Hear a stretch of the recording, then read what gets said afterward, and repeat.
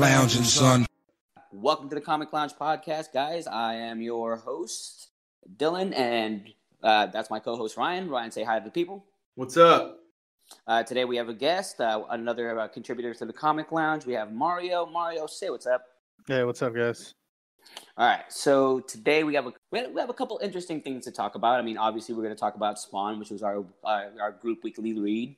We're going to talk about, Hip Hop Week, but we're also going to address Warren Ellis. Of course, there's going to be the usual shenanigans of me and Ryan and Mario just going off into tangents, which, judging by our preliminary talk, will happen a lot. You can get Ellis out of the way, huh? Oh, okay, cool. Let's just get that over with. Let's talk about that. You gotta pour one out for Ellis. Yeah. You gotta pour one out. It's happening way too often, man. But first Brian Wood. Yeah. And among a bunch, and it just keeps happening. Like every 6 months, every few months, there's somebody else. I just hear a lot of horror stories about just a lot of artists and male artists and creators that are just absolute freaking creep douchebags. Yeah, and there's always a lot of married with pregnant wives while they're doing it too. What the fuck? Because at least if you're a single dude, and I can't understand where it's you're kind of being a douchebag, but you're also technically, you know what I mean? You're single, at least you're not cheating on anybody. So at least there's an angle. But when you're already married and you have a wife who's pregnant, that's another level of that's another level of douchebaggery. Yeah, Bluebeard is a term I never heard before, but now I know. What is that? Oh, it's when it's exactly what Mario just said. It's when you're trying to sleep with other women, but you have a wife and kid at home. Okay, all right. I was wondering what the fucking Bluebeard term was all about. I've been having to look up things on Urban Dictionary. Actually, a couple things I had Sinya explain to me because she's super woke, so had to hit her up for some info. Super woke Sinya. Yeah, super woke Sinya. I'm gonna make that a hashtag. I hope she listens. This is gonna be great. It sucks because like Mario was saying with Brian Wood too. Brian Wood wrote one of my favorite series. DMZ is one of my all-time favorite series, and I haven't read it since all that shit went down with him. I know I've heard. What was Brian Wood accused of? The same shit. He'd bring women up to his hotel. Yeah. No grooming and stuff, but he'd be at because everybody talks about the cons and the bars and restaurants that end up being where all the creators kind of congregate. Mm-hmm. So they'll just hang out there, and then somebody that's a junior editor or just an intern at IDW or Dark Horse or whatever. Yeah. Where they'll start chatting with him, and then at first they're just oh, cool, it's fucking Brian Wood, that's awesome. Yeah. But then kind of pushing it oh, you should come up to here's one of my keys to my hotel room. You should come up, and then I'll help you out. But then a lot of I'll help you out. I know people at Dark Horse, I know people at Image or whatever. See, that's friggin' weird. That's mentorship under the guise of providing help in a career, but then they turn it into a sexual thing. That's that happens in all industries. It just for me, it's it sucks because comics are probably the industry that I'm closest to. Mm-hmm. You know what I mean? That I enjoy the most. I mean, I watch film and TV, obviously, but comics, I look up to people in comics more. Now, Warren Ellis, I was like, motherfucker. The minute I saw his name thrown out there, it was actually on Stephen Bissett's Facebook page because I'm friends with him on Facebook, and I saw Warren Ellis mentioned, and I couldn't believe it. I was like, no, this can't be fucking true. And then all of a sudden, dude, all these people, and then eventually it made its way to Twitter. Dude, I saw Heather Antos tweet about it, and I was like, what is happening right now? I was absolutely 100% confused because a lot of the female creators that I follow were talking about something. I'm like, oh man, who did what? It just sucks, and the worst part about it is he doesn't even really cop to it, He's just on his newsletter is whatever the fuck he said. Oh, I'm just going to sit back and not talk for now. Well, maybe you should have not fucking wrote your dumb letter too, because you made yourself look worse, homie. And now I really don't and I wanted to read Transmet. I thought that would have been a cool book. I don't know how to feel though, because it's it's more than one person that makes a comic. Yeah, that's kind of the way I think about it too. Because I love Brian Wood. I love his writing. So when that happened with Brian Wood, it was hard because there's a lot of series that I really like from him. But at the same time, every title that he's worked on is a bunch of artists and colorists, letterers and editors, and there's a lot of other people involved, and that's not their fault. And it kind of sucks that their work. You know what I mean? If your attitude's burn all of it down, what about them? Because they didn't do anything. Like they don't deserve for that to not exist anymore. I mean, Ava DuVernay's even working on the DMZ show for HBO. Ooh. So it's like, and then one of the girls that Brian Wood, whatever with, she's actually working on the show, which I think is kind of like, which is like a slap in the face to Brian Wood, kind of, But I heard that he's also apologized. I think one of the creators or women that came out against Warren Ellis actually said that Brian Wood reached out, apologized to her personally, and that he's really trying to not be a douchebag. Yeah, change his ways. Kind of, Yeah, I mean, if Warren Ellis would have done that too, I'm sure, there's ways to recover from this. You know what I mean? The whole Me Too movement. You got to think about a lot of people didn't make it out of that shit alive. Take for instance Aziz Ansari, which the accusations against him were pretty iffy, right? But then when he did his special, he was talking about how he felt and how he made other people feel, and it was like a legit apology. You know what I mean? And I'm hoping he recovers for that. But I think, if proper steps are taken, especially if they reach out to the people that they offended or they did whatever to, I think there's ways to recover from it. But just that half-assed apology, I can't believe how many times I scoffed while reading it. You know what I mean? You said that it affects how you look at Warren Ellis's writing.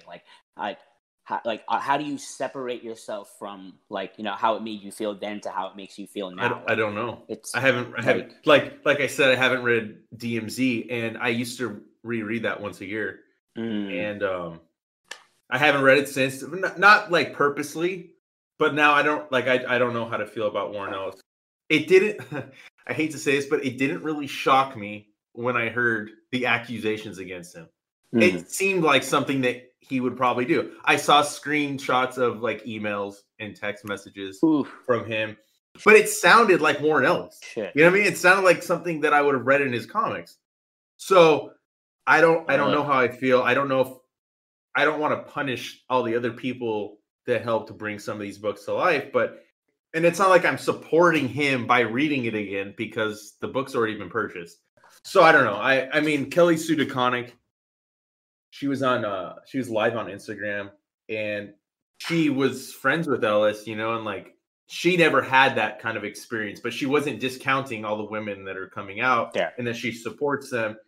And, I watched a little bit of it. I turned it off again. She came back on this morning. I looked real quick, and she started talking about how people said they want to throw all their Warren Ellis books out. I don't know that I'm going to go that route. Yeah, I think as far as I remember, Fraction and DeConnick met each other on Warren Ellis's forums. Yeah, so wow. it's just a trip, fuck. I don't know how I feel. Yeah, anything else you guys want to chime in on that, or should we just R.I.P. to Warren Ellis's career? R.I.P. that fool's career. Fucking pour one out, dude. Grab the Old English, freaking light one up. Grab a pack of Newports or a Black and Mild, and then just call it a day. All right, so we talking about Spawn? Let's talk about fucking Spawn.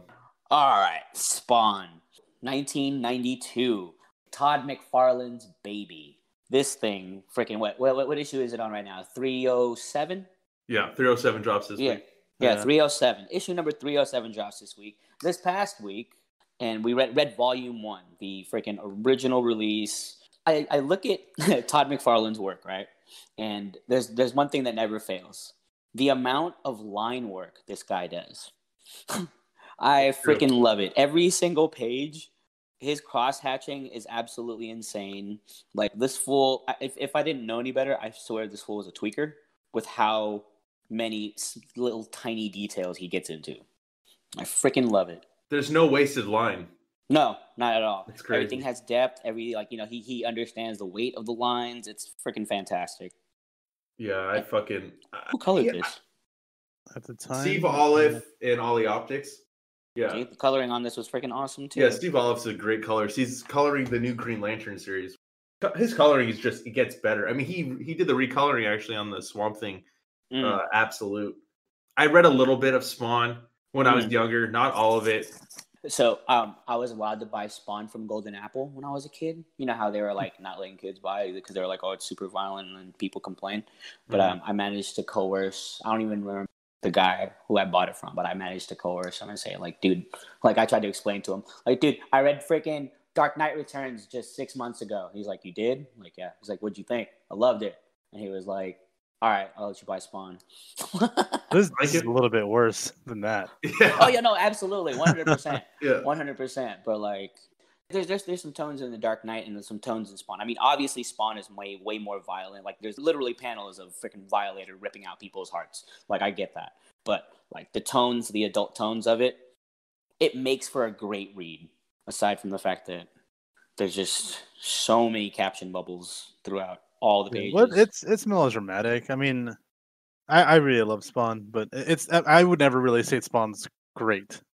Really? Like, I no, it's not, because it's not. It's especially in this era. Like, this is where they were trying to kind of push Image as like, oh, we don't have to worry about having a comic code. We don't have to worry about being edited. Like, we can do whatever we want, which is why he goes so hard on it being really violent. And like, this isn't your dad's Batman. This is fucking intense. It's a little childish. It's a little bit extreme just for the sake of it being edgy. It's a little melodramatic. I mean, Al is super melodramatic for like the whole fucking series. Yeah. You know, because like how much anguish I'm in. Oh no, if you know, and I get that it's just exaggerated. Like, I get what he's going through, but it's a lot. I mean, it's clear. It's like he was held back. You know, Marvel and DC, any books he worked on for them, and he just exploded with everything with Spawn. You know, he went loose with everything. He's just like, oh, you guys go up against these villains. I'm going to have my guy go up against the worst, the devil, you know? And he said that in plenty of interviews. The art is why this book is so, which is why you could call this a great book. The writing, though, that's where it kind of lacks a little bit for me. It was also 1992. I mean, how many books in that time period were written? Not written well. The way that something by like Jason Aaron or Greg Rucka, that would, that's more of a modern approach. Yeah, I mean, I still think that. I'm not saying it's like the fucking worst thing I've ever read. Right. In terms of the early Image books, I would say that Spawn and Savage Dragon were the two books that were written well. Never read Savage Dragon. I only watched that show that they had. Oh, you should be ashamed of yourself. You should be ashamed of yourself. I never read Savage Dragon. God damn it. Hey, stop yelling at me, first off. You do. You need to read it. I'll give you. I have the archive edition, which is in black and white. Oh, cool. I'm down with that. So I'll let you borrow that. You need to find Jesus and then Savage Dragon. You find Jesus and Savage Dragon. Ugh. The way that Ryan said that, he was like, you need Jesus. But yeah, those are the two strongest, I think, written. Yeah, because like Wildcats wasn't great. No, I mean, again, like the art was good, but yeah, this fucking Youngbloods. Youngblood. Yeah, well, I forgot how much Youngbloods gets mentioned in this. He does fucking talk about that team a lot. I have a gap in my collection, but I was reading. I finished the book early this week, so I was reading 11 through 15 of Spawn. Oh yeah. Is that the chapel? Yes, it's just more Youngblood. I was like, more motherfucker, dude, they are plugging that book, you know? And only 4 issues came out of Youngblood in the same time that like 20 issues of Spawn came out. It wasn't just that they wanted to plug it for the comics. They were trying to plug it also for the books, for the figures, because the toy line started in 1994. Oh yeah, that's right. So 2 years later, once you get to like issue 20 or whatever, they're trying to push the toy line like crazy. Yeah, the toy line was like McFarlane Toys. McFarlane was like going really hard. I remember seeing Spawn toy commercials. Like, oh yeah, with the car, the Spawnmobile. Yeah, the wait. Violator had a truck.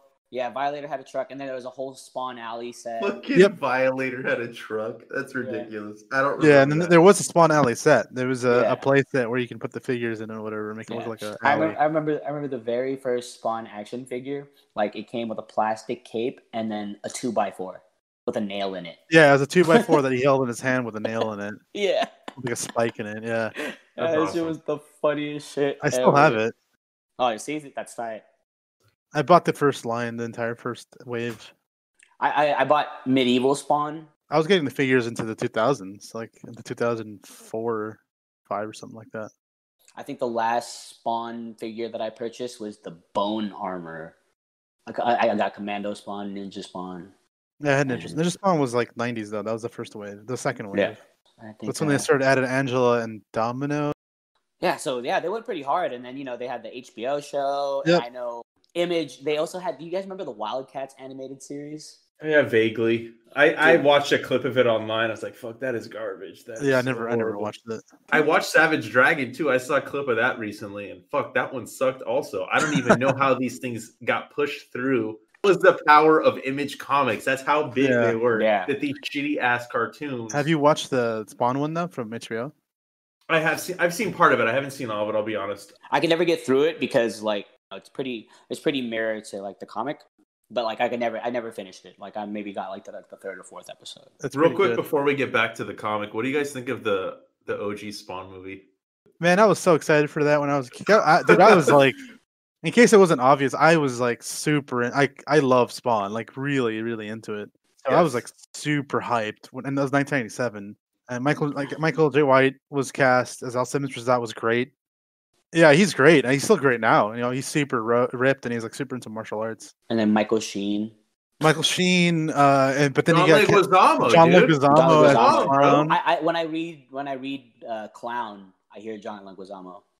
But yeah, that movie wasn't great. And then the cape was like barely in it. He's only in that one scene where he breaks through that like a gala event thing, and he swings down. He's like, the cape's barely in the movie. It's only like in a few long shots. But yeah, I was a bad kid, right? So me and my friends, like, we'd steal movie posters from like the bus stops, and Spawn was one of the ones that I stole. Like, I was so excited for it. I even told my friends, like, after like a few weeks before, I helped them steal a Planet of the Apes poster. So I was like, dude, you owe me. We got to steal the Spawn one. So we did it. And then the movie came out, and I just took a deep breath and I took it down. Like, I was really disappointed in that movie. Yeah, it wasn't great. Hopefully the new one redeems it, Jamie Foxx and fucking Jeremy Renner. Mm-hmm. It has potential to be good. It's supposed to be like essentially a Sam and Twitch movie with Spawn where Spawn's like the boogeyman, which I think is better because my favorite, like I read up until like 265, where I didn't miss a single issue. Damn. And dedication. Yep. Yeah, I think for at Collector's Paradise, I was like the only Spawn guy for a number of years. Damn, that's crazy. So you went through all the crazy stuff, like all the crazy, like he finally wins, he kills Malvogia, and at the 100. Yeah, and then he turns into like a tree or something. No, and then Cog stabs him in the back. That's issue 134. Uh-huh. And then they reset which issue it is. I love that. Yeah, dude. Of course I remember. I can remember the cover too. But my favorite stuff is when Spawn is like the boogeyman. There's a number of issues where he's just kind of like death, and people like there's a bunch of stories where these three kids like murdered someone, and you catch up with the first panel you see is like them standing over the body, and they're freaking out and they're gonna leave, and then Spawn shuts the door and comes down the stairs with his like cape like flowing down, and they think it's death coming to judge them. Right.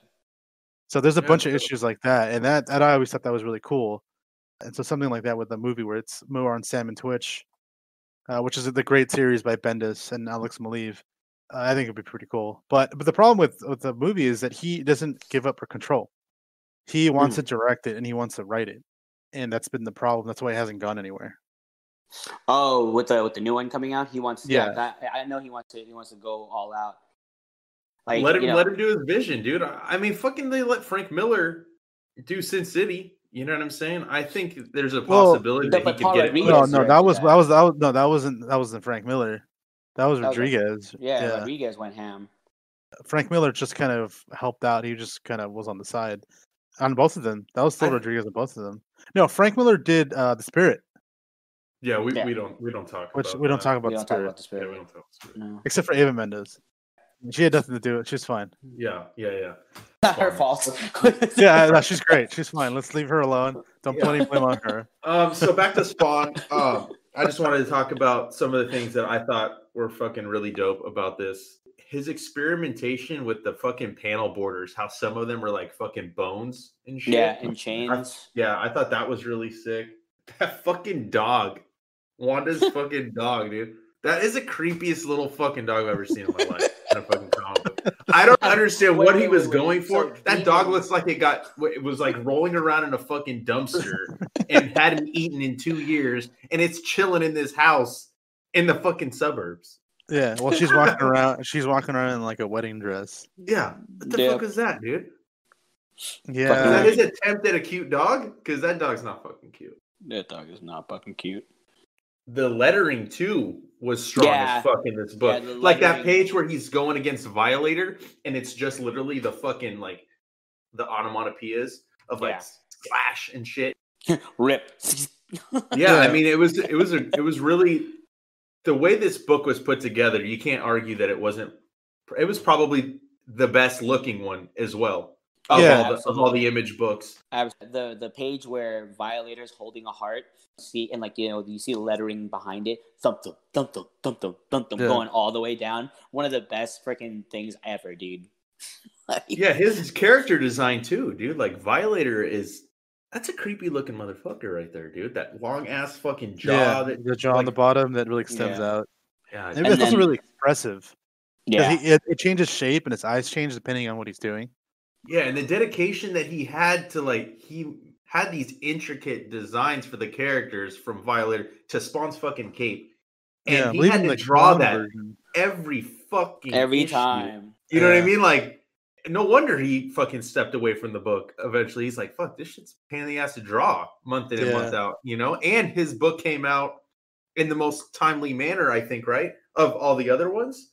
Yeah. Because I was looking in the ads when I was reading Spawn 11 or whatever, which one I was reading, and you see he's at 11, and some of the other ones are like issue 3 or issue 5, and I'm like, holy shit, dude, he was pumping these out while these motherfuckers were just sitting on the sidelines. Yeah, he was one of the main guys that was really pushing forward with Image as a whole. Mm-hmm. Right, but and that speaks to his business acumen too. I mean, he's arguably the most successful person in comics. I think you and I were talking about that, Mario, the other day. Yeah. In terms of just business, he did the toy company.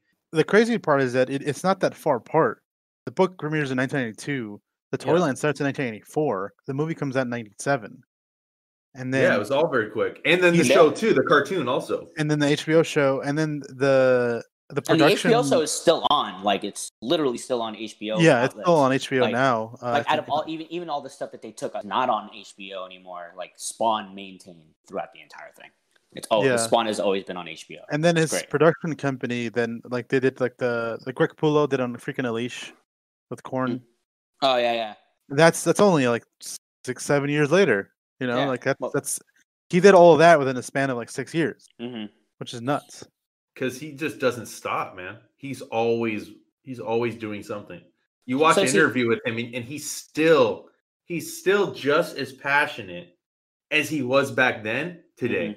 Maybe he's not drawing, you know what I mean, like as much, but he still has his hand in his creation. He's still, whether he's writing the full scripts or not, he's definitely plotting the issues. He still oversees everything. Kind of a detriment. It's kind of a detriment, but you have to respect the dedication, though. Yeah. Regardless if it's a great or not, he's not giving it to somebody else to fucking do. He always has some sort of control, and I think that's probably why some writers in the past have left.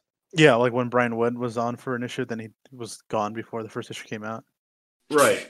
Or maybe Todd found out what he was doing, and he's like, "You need to kick rocks, homeboy." Maybe I believe that one.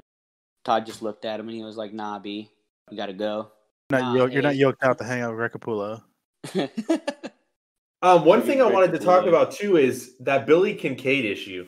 Ooh. Do you guys remember, like, because I wasn't reading it when it first came out. I read it probably 4 years later. I went back and I got some of the back issues. That was a really controversial issue, wasn't it? Because of his... that's the one that when you talk to Todd, he talks about that's the issue where he really wanted to go and show that we weren't beholden to a comic code where we couldn't do things. That's the issue where he kind of wanted to push it. Yeah. And kind of show what they could do where, this isn't Batman where the Joker keeps killing people over and over and over and over. This is a villain where he's a bad guy. He gets seen as a bad guy and he just kills them. I mean, I liked it. I liked it. It's crazy. Like, it's just absolutely nuts. Like, especially when he's gluing the fingers, bro. Like, that shit. But then you see too, like Sam and Twitch are annoyed. They're frustrated because they see that this guy's clearly still fucked up and still going to do things, and they're worried about it. And then they even go rogue and start watching him on the side. Where there's that scene where he's like, "Oh, well, we'll just go for a stroll. We just happen to be in the neighborhood of this murderer." And the thing is, like, a person like Billy Kincaid can exist. Like we've seen it like numerous times with like serial killers and stuff. So a person like this can exist. So I thought that it was great that he did that. That it wasn't like anybody super powered, but it was it was trying to ground someone like the Joker, where it doesn't have to be this crazy maniacal thing. It's just the real life is way scarier than the comic world. Yeah. Because it's just regular people doing really bad shit, and you don't even know when they're doing it.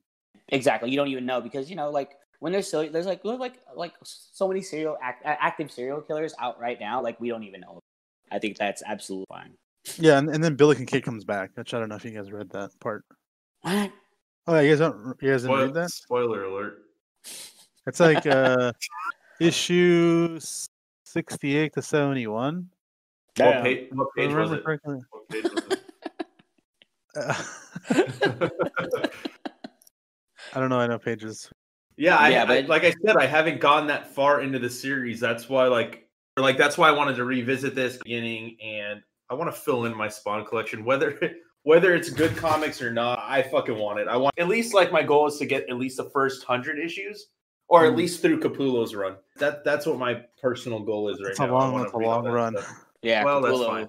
Yeah, the book also changes tonally a lot because there is other writers that come in. Brian Holguin comes in at some point, and that changes a little bit tonally, and the book itself changes a bunch of times because different things happen to him. Like at some point, Spawn gets like Swamp Thing powers. Yeah, I heard about that. Yeah, because Gaia, the Mother Earth, like the god of Earth, comes and kind of tells them like, you're gonna represent Earth instead of representing Hell because. Yeah. All the shit's happening on heaven and hell, but the one that pays really is Earth. So they make him feel the pain of the world. That sounds interesting. Which leads to like issue 116 or whatever, which is when he meets Cog and he says he's tired of this job because he feels the pain and he keeps trying. He's basically Batman, where it's like, I constantly try to save the city, but I'm tired because I can physically feel their pain and all the things that they do that are bad. So, which is why he kind of goes nuts, and that's when he becomes king of hell, and he wants to bring hell and let it wash over Earth, and then command hell to become heaven. Whoa! And that's still Capullo? That's all Capullo. Yeah, I need this, dude. I want all that. Eventually, you start getting Angel Medina in there too. Angel Medina's good too. Angel Medina looks a lot like Capullo style. I think he was specifically trying to kind of mirror that style because they wanted to be a transition where sometimes you can't even tell the difference. Mm-hmm. But he's really good too. Yeah, you sold me. Same. I feel like I've done myself a disservice. It's a lot though. We're talking about like issue 60 all the way to 130 for all of this, so it's a lot to read. Have you seen have you seen my house? Oh shit! No, I think I have like 7,000 single issues. When are you gonna fucking let me see this shit, bro? They're all in boxes in the back. No, I just want to see the boxes. I don't care. I don't need to see he doesn't care about your foyer. He just wants. Yeah. I just want to see the comic book boxes, bro. I need to see your bookshelves. That's all I give a shit about. Oh, that's you. You talk about that's a lot of issues of Spawn. I just bought 43 issues of Amazing Spider-Man written by Nick Spencer. All sucked. God, so why would you I don't want. It's fine. I sold. So it's just making the rounds of just like making people suffer. So it's like it's traveling across America right now. If you're dumb enough to buy it after it's been fucking lauded as crap for 43 issues, then shame on you, and I'll take your money. Yeah, that's your bad. No, that's not my bad. I'm not. Plenty of reviews out there talking about how much it sucks. So I don't know. There's a lot of people that like that shit. Is this run? Nothing fucking happens in this run. That's why it fucking sucks. Every time somebody buys it from the shop, I ask them, why are you buying this book? I'm like, dude, this comic sucks. Why are you wasting your time? Go buy an old Spider-Man comic book. Go buy Spider-Man Blue. Do yourself a favor. Just start reading Ultimate Spider-Man. Just start from the beginning with Bendis. You'll be fine. Come on, dude. I just don't get it. It's been so long since we've had a good Amazing Spider. I don't like Dan Slott's run either. Yeah, like, I know some people like it, but it's just too extreme. Like it hasn't been good in so fucking long. You're talking about ASM though, right? Yeah. Okay. I did like Tom Taylor's Spider-Man. Friendly Neighborhood Spider-Man. I like that a lot. I just like Tom Taylor's writing. Period. I love Tom Taylor too. I love he's Tom great. Taylor. Although he kind of sucks when he's on DC, just because DC sucks. But whatever. I'm actually about to start rereading Wolverine. All New Wolverine. Hell yeah, dude! I love that series. Yeah, it's such a good series. I love the Wolverine family. You know what I mean? Dokken aside, everyone else. Yeah. But that one's a little different because I think it's a lot more of a personable, emotional story where it's more about like Laura's journey as trying to figure out who she is when Logan's dead. Yeah, I haven't read that. It's great. The first issue sold me. With the flashbacks where she remembers the time when she got bazookaed to death. Yeah, and then she feels sad that she failed, and then she's like, "I'm so sorry, I failed." And then Logan's like, "What the hell are you talking about?" Like, kind of explains to her that just because you're the best at what you do doesn't mean you have to do it. Like, you don't have to be this killing machine. Like, I don't blame you for not killing him. Her whole struggle with like not to kill her is like really crazy, and Wolverine just coming in like an old freaking Buddhist monk, but with claws, like kind of like guiding her through it is freaking great. I've always loved that aspect of Wolverine and Laura's relationship. Her little sister, and then the fact that they have an actual Wolverine named Jonathan the Wolverine. Dude, and then the pelican, the wooden pelican, I forgot his name. Look, I've said the this. Fuck are you guys talking about? Dude. A fucking pelican, Jonathan. What is Jonathan the Wolverine? You guys are talking about? Dude, Jonathan's amazing. Jonathan is the best. Who wrote this series? Is this the Tom Taylor? Yeah, Tom Taylor. Yeah. Look. So they go to a lab and they clear it out and they find a lab that's experimenting on animals, and one of the animals they're experimenting is an actual Wolverine. But then it resonates with her because it's fucking Wolverine that got caught and being tested on. So she keeps the Wolverine as a pet. Yeah, and his name is Jonathan. And eventually, because the whole premise of the series is that they're cloning her again. They're trying to recreate her, and so she finds a bunch of sisters that are coming after her, and she saves them and kind of helps them out, and stuff happens, and she ends up with one of them as her little sister. Gabby, which is just a clone of her. So Gabby's the one that keeps Jonathan. And then she makes a little mask for him and everything, so he has a little snoot eventually. That's in the Only Wolverine annual, the one where she swaps body with Gwen Stacy. Gabby is the best. Gabby needs her own like Marvel team up series.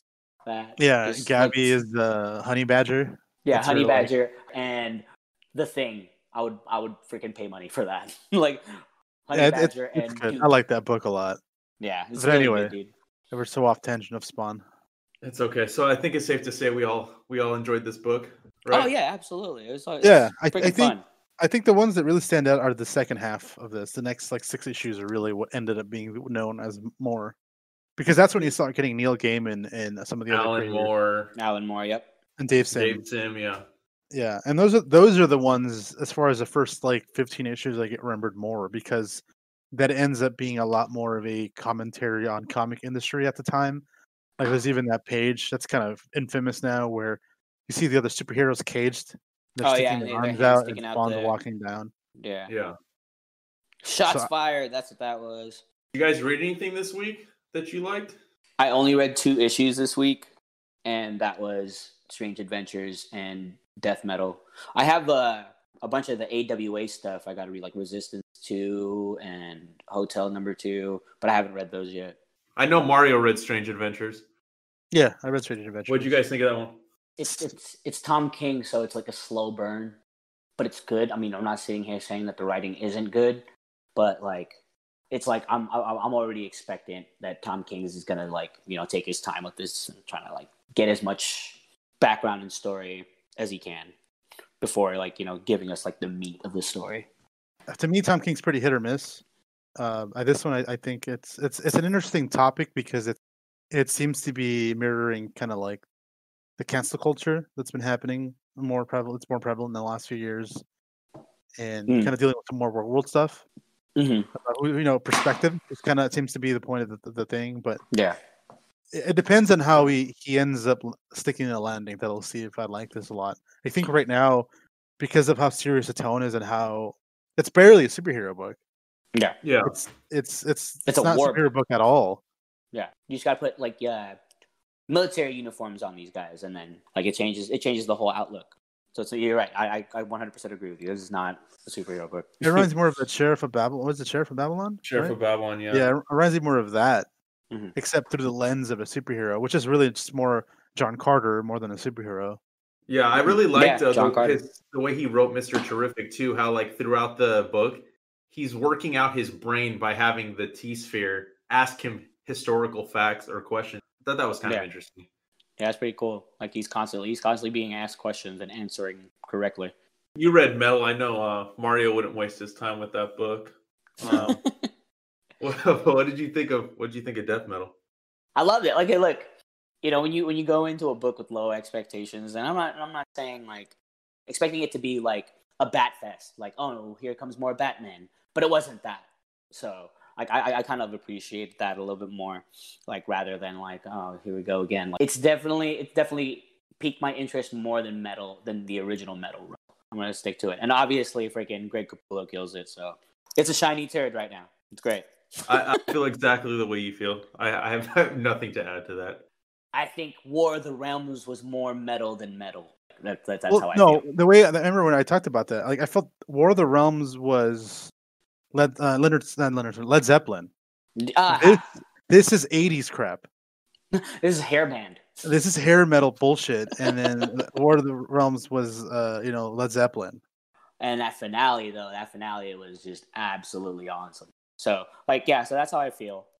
I'm obviously going to stick to it throughout the entire thing, but I'm not expecting it to be like game-changing freaking comic book writing here. Yeah, I don't think so either. I keep finding myself gravitating towards more of Marvel now, especially with like my feelings about DC. Yeah. It's about time you realize that DC sucks, right? I've been telling him for years. Like he's never going to admit it. I won't. My fucking left arm has DC characters fucking tatted. It's not our fault, dude. We didn't do that to you. It's your fault, all right? No, because there's good characters, bro. It's not my fault that the fucking people at the top are fucking scumbags right now. All right. Yeah. There is great DC stories. You can't argue that. It's just sometimes there's shit. A lot of it, and I mean, I would say the most of it is. So Marvel's got their shit too. A little book called a little bit less shit than DC. We don't talk about the Clone Saga. Spider-Man. We don't talk about New 52, where like only like 4 books were good, and the rest of it was trash. Point taken, bro. Shit, there's always gonna be shit bouncing around from both of them now. So what are you gonna do, right?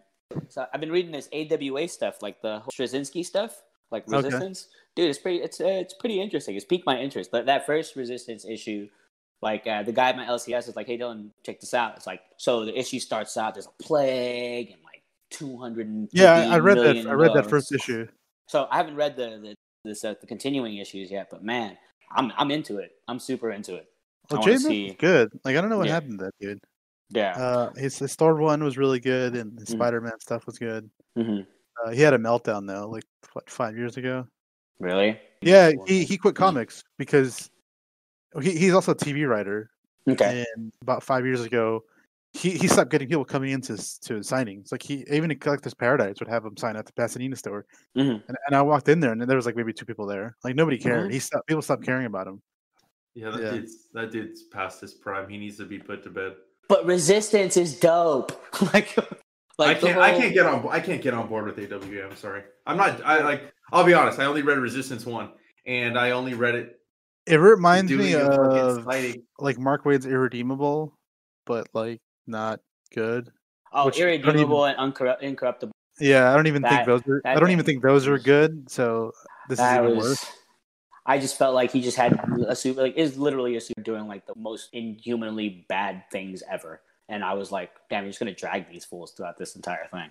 Yeah, but that's what JMS reminds me of right now. That time period. Okay, yeah, I can see that. But like all the other stuff, like Archangel and Tell, like it's just something new for me. So I'm pretty excited for it. So hey, I could give you something new to read. Oh shit, here it goes. What? I could give you something new to read for you. Maybe it's not new coming out, but I can give you a list of books that I think you'll like better than AWA. Yeah. All right, cool. I'm just being honest with you because I know that for years you were more into like the Marvel. Marvel was first, then a little bit of DC. I can fucking list off a ton of shit of indie stuff that you've never read. I mean, is there's a 100 times better. There's a bunch of stuff that you've recommended to me that I still have to get to. So you want to just keep on adding to the list? I don't mind. Okay, all right. Isn't your birthday coming up? Ah, shit, yeah. What are we, in June? It is coming up, months, right? Bro. That's like 4 months. Not that... 1, 2, 3, well, 4. Yeah, 4 months. Yeah, good. Gives me time. We'll see what happens between then and now. The world doesn't explode. I know, seriously. Yeah, hopefully not. Yeah, I'll be giving Ryan stuff too. Because he has got stuff he doesn't read either. Well, that's a good thing about you living down the street from me because you just really walk easy. over and bring me shit. Yeah, it's literally like 5 houses down. So I just really walk over. Hey man, here's 3 books. You should read them. All right. Hey, you just slide it through the hole in the window screen. No, he's like, Ryan, I'm outside. I'm like, okay, and I come outside. He's got this fucking massive collection of. Hey man, Darwin you still haven't Cook's read Parker. Yeah, read Parker, dude. You haven't read Parker. Next up, bro. It's next up. You haven't read it yet. He's just standing there with a stack. Like, I read the Jim Henson book. Yeah. I read Noir. I read the other book you brought me, but the Martini collection. I'm setting myself up for days of reading. So I want to make sure I have the time. It's really good. Yeah, what'd you think about all those books? What do you think about Gotham Noir, the Batman book? I really enjoyed it. It was different, you know. It felt like an old PI story, which I kind of enjoyed. Yeah, and I like that Batman wasn't in it except in the shadow. I still don't know who the fuck Batman is. Is he Bruce? I didn't know even at the end. Yeah. So I mean, I enjoyed that. I think it was too short. It was too short. I think you're right. I think it should have been an extra like 24 pages. Or like even 6 issues, because it's if you think about how much if you can split those pages up into like 6 issues. Well, wouldn't this be technically like 3 issues worth of content? So what you're saying, like double in length? Yeah. Okay, I was thinking like maybe like a 5-issue series, but yeah, I guess maybe a 6-issue series would have done it good. The Jim Henson book was cool. Yeah, that's an interesting one. That's a little bit weird. It was weird. I was like, I didn't know what to expect. I didn't read all the intro, but I did see where it said there's not that much dialogue. So you're really like looking to the art to tell the story. The art was beautiful. The coloring, everything about that book was really amazing. But it was a weird story. Like I'm like, what the fuck am I looking at right now? What am I reading? Like what did Mario give me to read? But by the end of it, I was like, okay, I see what he's saying. Like it's amazing. It really is. Jim Henson was a very creative person, you know, and that's a trip too. So that was a script that he was working on right before the Muppets took off. So had that not happened, this probably would have been the route that he would have taken. He would have done movies. Yeah, it's very interesting. What a fertile mind and a fertile imagination that man had. You know, it's crazy. Yeah. Talk about the Hip Hop Week or what? Oh yeah, let's talk about Hip Hop Week. Man, it's been crazy. Hip Hop Week is. I don't know. I think it's a success. I had fun writing. I know Ryan had fun writing. Might have to extend it. Yeah, we're extending it. Now I got to think of some other stuff to put. But this is the most fun I've had with the site in a long time, and I think that people are responding to it also. Yeah, no, it's pretty funny. It's pretty great. Like some people message me and they're like, oh, I didn't even know that album was done by a comic book artist. Like, dude, it literally looks like a comic. But yeah, I feel like people were definitely responding to it. I had a lot of fun researching Doom because prior to Operation Doomsday, I really didn't know that much about him. So that was fun researching and finding out all that stuff. His son died a couple years back. I didn't know that. Yeah, his son died, so he's been on a hiatus, but he hasn't stopped doing collaborative stuff. So he does stuff with Inspector Deck. He did some stuff with this guy Bishop Nehru, this little young kid. I think their first album, this was Bishop Nehru, was 17 when he recorded it. Yeah, so it's been pretty interesting. Just finding out more and more little tidbits. I knew Sienkiewicz, he did the RZA and he did the T.I., but I didn't know that about the EPMD album. I didn't know about Kid Cudi. I didn't know that. I really did not know that Kid Cudi was one of his album covers too. That was pretty cool. So like doing all this research on this stuff is pretty freaking awesome. Like, especially with your opening article talking about the relationship. Like, I really do personally consider that like comics is like the sixth element of hip hop. You know what I mean? Like it's like, and especially with the Kari Randolph, how he was talking about, like, you know, this is the same thing I said to you, like how it's like an escapism. That's where the relationship happens. You know, like he just, you know, he put it more eloquent. Yeah, shit is dope. Like, I can't wait. Incorporate more.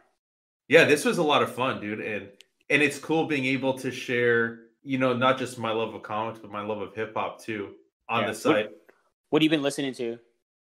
What have I been listening to? Right now I've been cycling through not Murray's Revenge. Oh, Murr's the 316 album, Gangstar, Danger Doom. Nice. A Grouch mix. You gotta have some Tribe in there. All my CDs are still like locked. They haven't been unboxed since I moved into this fucking house. But I need to get that. I mean, I just ordered what's that Common album? Something like Water for Chocolate. Water for Chocolate. So I just ordered that album, and then one of his newer albums. I don't know. I forgot the name of it, but I just saw that it was Circus or no. Or Go. This full Common can write. Let Love. Let Love is the name of the album. I was reading the description, and it's almost like his love letter to hip hop. So I'm like, I'm all over that. You know, I got to get that. And then I have some other that I'm gonna fucking order because I can't buy digital. I need the physical copy in my hand. As if I need more collections, I was thinking about starting a vinyl collection. I have a collection of collections. I think my wife would kill me if I started. Lauren told me I can't. So. See, in that respect, I can't blame her because I got boxes of comics. So I'm just waiting till I sell. When all those are gone, I'm buying a fucking record player, and that's when my vinyl collection will start. Nice. There you go. But like, I've been listening to a lot of new jobby. Like, I made my own little reading playlist. There's a lot of trip hop on it. I've been listening to a lot of trip hop stuff I don't have to like focus on, like especially when I'm at work. So I work in a kitchen, and like for lunch, I work the food line at lunch. But when I'm in charge of the music, and every time someone comes in there, I'm just waiting for like HR to come in, like, hey Dylan, you gotta change the music. It's a little offensive because like I'll have Fridays. I'll have like high Fridays. So I'll put like E40 and like Keep the Sneak. E40. Like Keep the Sneak and freaking Mac Dre. I won't bump it like crazy, but it'll be loud enough so you can hear it. Like people are like, I'm just waiting on like one of the big wigs to come in and be like, hey Dylan, you got to turn it down. You got to change the music. That's funny because every time I open the shop on Mondays, I always put hip hop on. Like I cycle back and forth. Like I think like I had a Tribe Called Quest station on. Nice. And Triumph by Wu-Tang Clan. Oh hell yeah!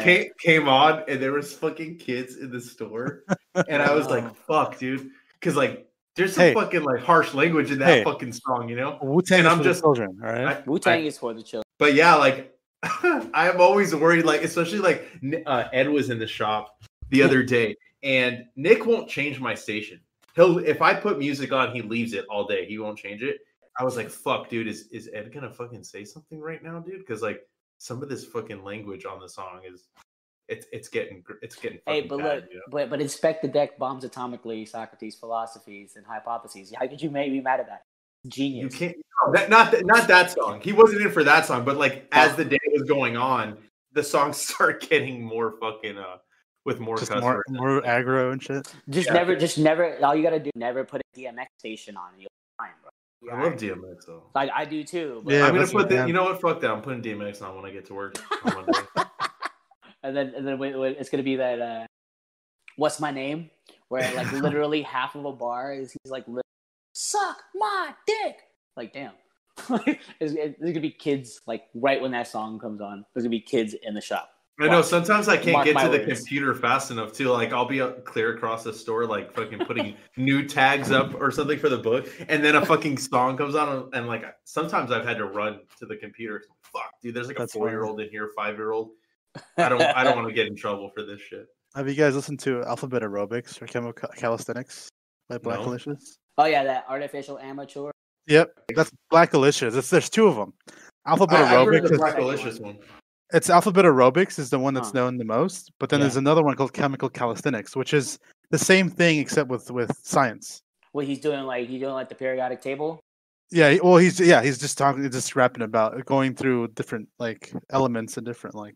That's pretty science. tight. I would check that. It's actually on the soundtrack for the Spider-Verse movie, the animated one that came out. Oh yeah. Some of these like new fucking rappers, dude, I just like, ugh.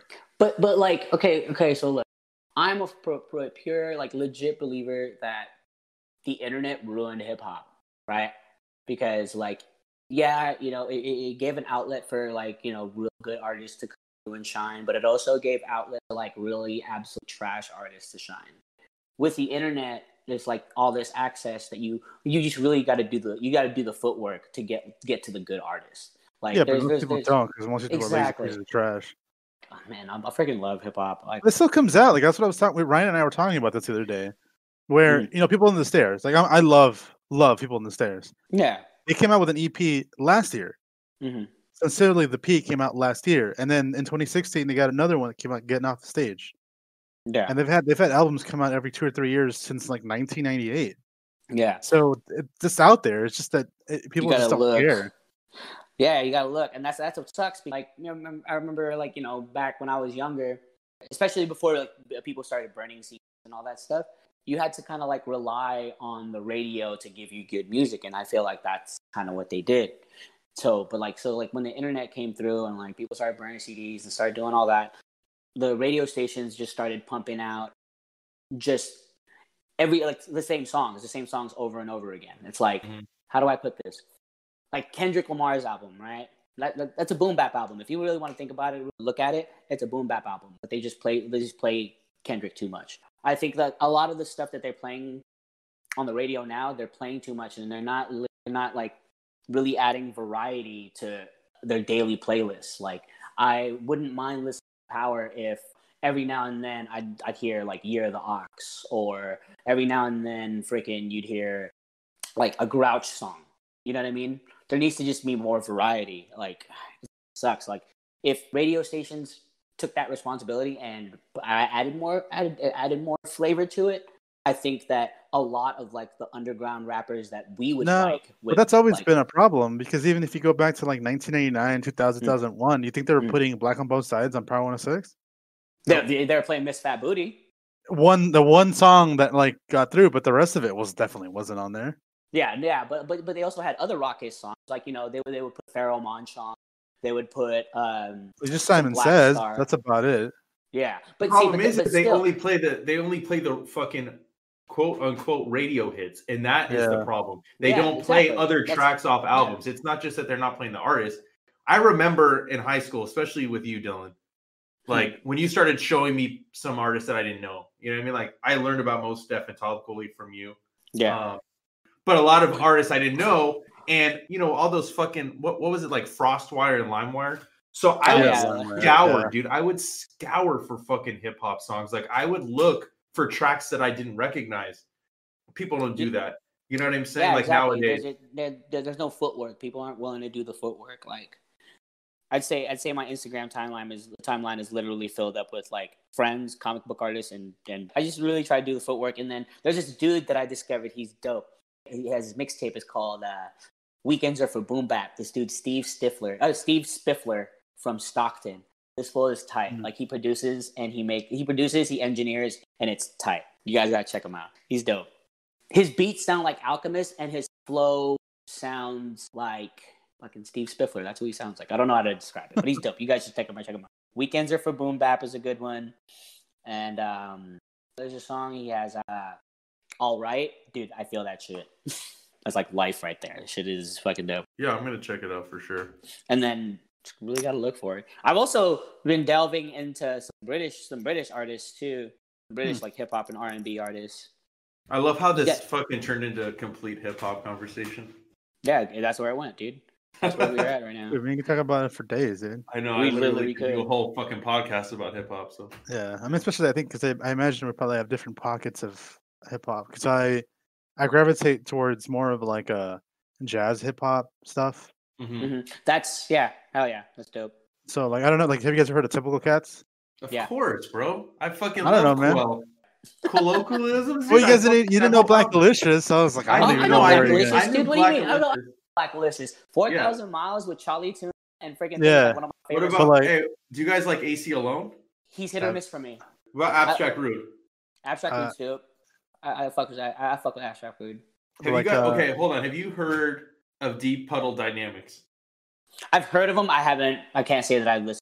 No, I haven't. Okay, so Deep Puddle Dynamics is Slug from Atmosphere, and then there's 3 other fucking guys on there. Man, why can't I fucking think of it right now? It's like Musab and shit. No, it's no, that's a different group. That's the Dino Spectrum. So Deep Puddle Dynamics is Dose 1, Slug, and there's 2 other fucking guys I can't remember. But that is one of the craziest fucking hip hop albums I've ever heard. The sound is so experimental. You have to listen to that. It's a great album. Yeah, I've been listening to a lot of Black Thought lately. Just like a lot of Black Thought. I love the Roots. I love the Roots. But this is like Black Thought just fucking spitting. Remember that freaking Hot 97 or that Play freestyle he did? This is that, but like in the form of 2 albums. It's fucking awesome. Yeah, but the sound of the whole Roots. Yeah. I love how nerdy they are, because you know where that name came from, right? Mm-mm. They were originally going to be called the Square Roots. I didn't know that. And then they realized that was like too nerdy, like, it's just too weird. What the hell does that mean? Right. So they truncated it down to the Roots, because Questlove is a super nerdy dude. You know he was really, really good friends with Amy Winehouse, right? Yeah. So because he's a real like jazz snob, because I grew up playing music, so I like. Oh, nice. I have a vinyl collection of jazz music, so they always trip me out because they seem to have a lot more depth than most hip hop groups. No, because they play instruments. No, go ahead. No, it's great. I freaking love it. I love when I see do the toy songs on freaking Jimmy Fallon. That shit's funny, dude. This is great. Oh yeah, I love that shit, dude. Yeah. No, but I met. I don't know. This is like 2006. When they still had a Kid Robot store at the 3rd Street Promenade, right? I walked in there, and then this is when Kid Robot had that Biz Marquee alarm clock, right? I looked at it, I was like, oh look, it looks like Raza. I heard someone laughing behind me. I turn around, I see nothing but Afro, and it's full Questlove. Oh shit! Yeah, I'm like, dude, that's cool. Fucking man, it's fucking Questlove, dude. Can I get a picture? I'm like, dude, yeah. And then the girl who took the picture, I don't talk to her anymore. So I don't even know if I can ever get a copy of that. But that shit was like one of the that was like one of the dopest moments in hip hop for me. Like I made this full Questlove crack up at Kid Robot. That's cool. Yeah, but yeah, like him and Freddie Gibbs. I think Freddie Gibbs is a rapper people need to talk about more. Like Freddie Gibbs is fucking tight, dude. I'm really liking Freddie Gibbs, especially he did Pinata and those 2 other albums with Madlib. Freaking great. I gotta listen to that Alfredo album. I listened to a few samples of it on Amazon, but it's the only digital album, huh? Yeah. No, I don't know if it's only digital album, because I mean, I do have it on digital, but I don't know if it's digital only. I mean, I'm sure if you go to whatever their record label is, I think it might be Fat Beats, because Alchemist is involved. So Fat Beats might have vinyls those beats fucking hit, bro. But I really like 1985.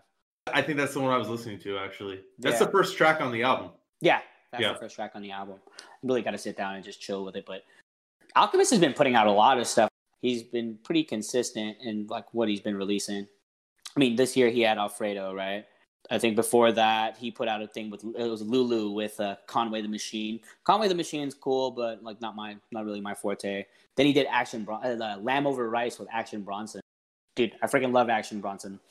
This fool, this fool went to culinary school and then he became a rapper. So that's why he's fat, but also when he raps like a fat dude who always just talks about food.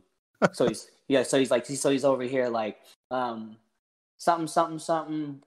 You better than me is like venison compared to you, young cheesy Cheddarman. I'm like, damn, that's fucking tight. Well, over here just talking about creme fraiche and shit. Before we fucking bore everybody that doesn't like hip hop, which seriously, sorry guys.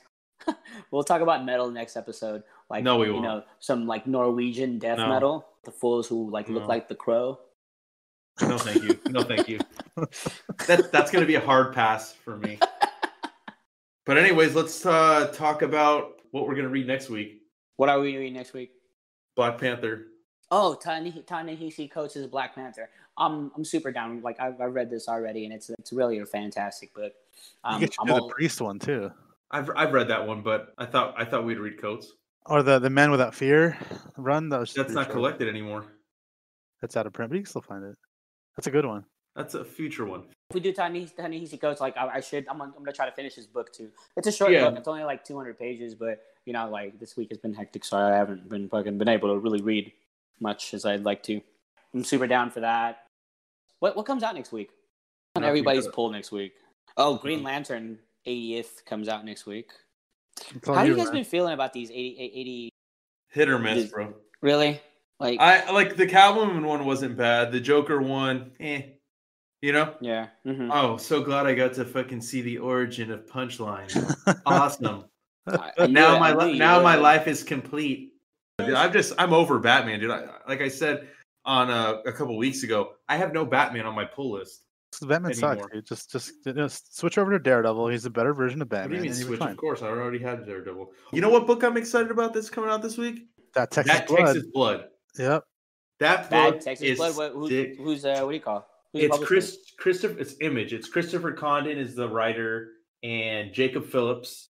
Sean Phillips' son. Sean Phillips' son is the artist, and wow. That book looks fucking dope, dude. I interviewed both of them a few months back. Their book was supposed to drop, I think, originally in May, but it got pushed back because of COVID, obviously. Yeah.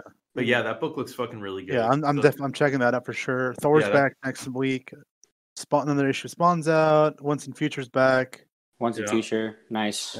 What else? What do you call Mercy's coming out next week. Monstrous. Yeah, a lot of good stuff next week. Yeah, it's the biggest week I've had in a while. Wow. Same here, especially after I fucking cut all those books off my pull list. I only had fucking 4 last week. I had 1. I know. Does Empire start next week? Empire 0, number 0 comes out. There's also the Batman, the Smile Killer. I only give a shit because it's Lemire and Sorrentino. I know, but what a fucking lame title, dude. Lemire couldn't have come up with a better fucking name than Batman's Smile Killer. It just sounds corny as fuck. I'm sorry. Obviously, I'm gonna read it too because I love Lemire and Sorrentino. It's Lemire and Sorrentino, so And then I got Plunge. I've still been reading that. That's about it for me. Yeah, I think that's pretty much it. We'll see how it goes. Every time I walk in there, there's always stuff that I forgot about. Like, walked in there and totally forgot the Strange Adventures came out until I was walking out and I saw it like sitting on the freaking counter. I do the pulls, so like I fucking unbox everything. So as I'm like unboxing it, I'm like, oh shit, okay, I'm gonna read that one. I got this one. Yeah, because like that's the beauty of working in a comic book store. I don't have the other one that's coming out that sucks is Dead Body Road's coming back, but it's not doesn't have Mateo Scalera anymore. I didn't read that when it originally came out. That's Justin Jordan, right? Yeah, but it had originally the first one had Mateo Scalera on all of it, interior and covers. I love his fucking art, dude. And he's gone now, so I was like, oh, never mind. I'm not checking that out. Hey guys, Bloodshot 8 comes out tomorrow. Oh yeah.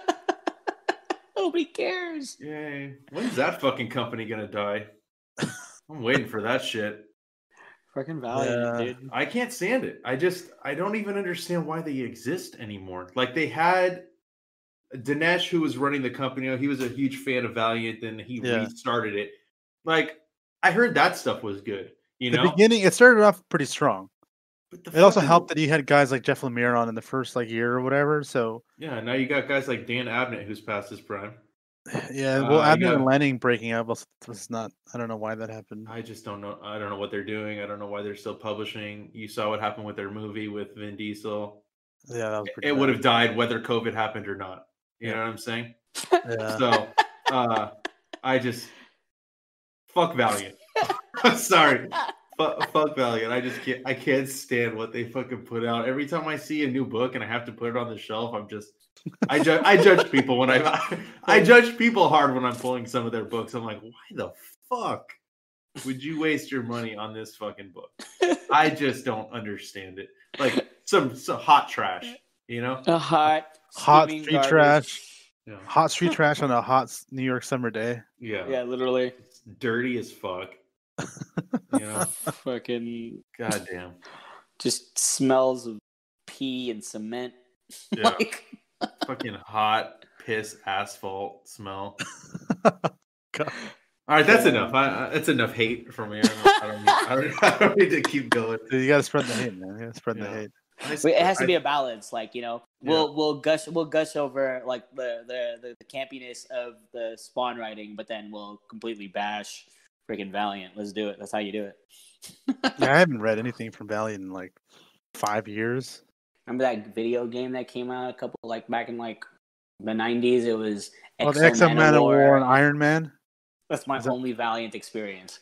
Nothing like I'm not saying that won't eventually, maybe one day, but right now their characters aren't intriguing enough for me to be like, oh, I want to. Well, the problem they ran into very quickly was that, like, the whole point at first was, hey, this is a new universe. You don't have to worry about continuity. You're here from the ground floor. But once you get like 3 years in, that's kind of out the window. And then that's where they like rebooted it kind of again, because they had the same issue all over again. And then you had crossovers, but then now people can't really jump in because that's been 4 years now. Yeah. Yeah, no, I totally get it. It's kind of like the Ultimate stuff at Marvel, where that was kind of the same premise back in 1999, was here's Ultimate Spider-Man #1. But then when you get 10 years in, you know, you can't really do that anymore. Right. I mean, even Dynamite has some stuff that I'm down to read, like, regardless of how campy it is. But it's just Bloodshot. Oh, okay. Ninjak. Oh, okay. Nothing about it is like interesting to me. I don't know. I don't know what they need. I'm not a friggin' editor or anything like that, but I don't know. This isn't it, bro. As I'm listening to you guys talk, I'm just thinking about how much I fucking hate Valiant. That's all I'm thinking. I'm trying to think of every single title they put out. It's clear that nobody gives a shit about that fucking company. Even the fucking hardcore Valiant fans have dropped the fucking titles. That should tell you something. Stop, please. Anyways, I just want to talk about the YouTube channel real quick before we get out of here. If you haven't already realized, Comic Lounge has started a YouTube channel. I upload the podcasts that we do every week on there, and I've also been putting up some interviews that I've been doing with some creators lately. Mario and I will be starting to record other content for the YouTube channel as well this week. Going to cover a wide range of topics. I think this week we're probably going to talk about DC and what they did with Diamond. Is CP only releasing DC titles on Wednesdays, or are you guys? No, they're only doing it Wednesdays. Okay. Yeah, but it's funny. I was talking to a creator that I interviewed, and he asked me what I felt about DC. I was very honest. I was pretty blunt about my feelings about it, but he was very receptive too. The timing of their decision was poorly thought out, you know. Yeah. But we talked about that last week. Well, Mario and I will get into it on the YouTube channel. We'll fucking dive into it a little bit more on there. But if you guys have, anyone listening, go hit the subscribe button so that you're notified, and hit the bell icon so you're notified when new vids go up. There's an artist I'm talking to on Thursday, and then July is a writer that I really like. He's writing one of my favorite books coming out from Image right now. Nice. Yeah, I mean, it's all awesome creators. Hell yeah, super down, super with it. Well, and I think by our maybe in some of the choices of books we'll read, we'll kind of allude to who will be coming up that week. Oh, that's okay, cool. I see. But not this book. This book this week doesn't allude to who I'm talking to. You're getting Todd McFarlane next week? That's what I heard. I fucking wish. You said Image 90s, like no, a different Image 90s, and it's not Rob. It's not Uncle Rob either. So. No, but Uncle Rob. But Youngblood. No, I have tried. I've reached out to him, but he's impossible to fucking get a hold of. All right, guys. Well, that's it for us this week. If you want to catch up with us on social media, thecomiclounge.com, just go ahead and check out all the posts, and you'll link us to all our personal accounts. Make sure to hit that subscribe button on Podbean or YouTube or iTunes, Spotify. Just hit subscribe. Let's get these numbers up, and have us keep going, and get us that snap into a Slim Jim sponsorship. All right. Mario, thank you for joining us today to talk about Spawn. Yeah, this is great. This is a really, really good one. Yep. Thanks for having me. Check out Comic Marauders, the other podcast that I host. Oh, Kevin and Nick. I miss those guys. Yeah, they're still there. Still being Kevin and Nick. Yeah, so we'll be talking about Sentient, the TKO comic from Jeff Lemire. Ooh. This coming week. Comic Lounge podcast drops on Tuesdays, but what day does the Marauders podcast drop? There should be, so that should already be out. So that it usually comes out like Saturday afternoon. Okay, cool. Before this, so. Yeah, all right. You guys always one step ahead of me. Don't worry though, Kevin won't post up the Instagram thing until like Wednesday. Yeah, I probably won't even know there's a new episode of unless I look myself. So. Yep. Yeah. Oh man. Anyway, all right, guys, that's it for us this week. We'll see you guys next week with more awesome stuff and more shenanigans. Peace.